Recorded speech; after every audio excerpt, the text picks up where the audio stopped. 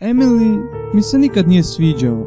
Nije da mi je nešto skrivila, ali imala je taj podli, sveznajući pogled u očima cijelo vrijeme. I onaj, znam sve tvoje tajne smješak. Poslušala bi sve moje tajne, ali rekla bi svima da može.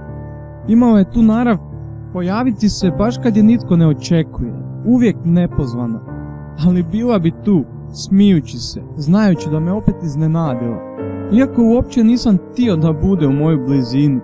Mama bi mi uvijek odahnula i rekla, pa ona je praktički dio obitelji, ne razumijem zašto ti nije draga.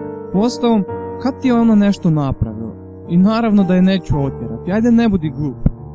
Zato sam odlučio riješiti se Emily zauvijek. Otišao sam u park s njom i dok smo prelazili most preko malog jezerca koje je tamo, gurnuo sam Emily kroz zaštitnu ogradu u hladnu i duboku vodu. Bilo je teže nego što sam mislio, ali nekako sam uspio. Gledao sam kako polako tone u dubinu jezera. Od sreće skakutao sam do doma, slobodan od Emily zauvijek. Mama me nije ni pitala zašto nije došla doma sa mnom, a vjerovatno zato jer kad sam došao u sobu, tamo je bila Emily.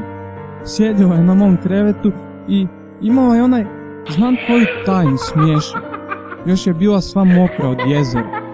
A Bože, molim te, pomozi mi, mislim da ću poludjeti. Ko bi rekao da lutke znaju plivat?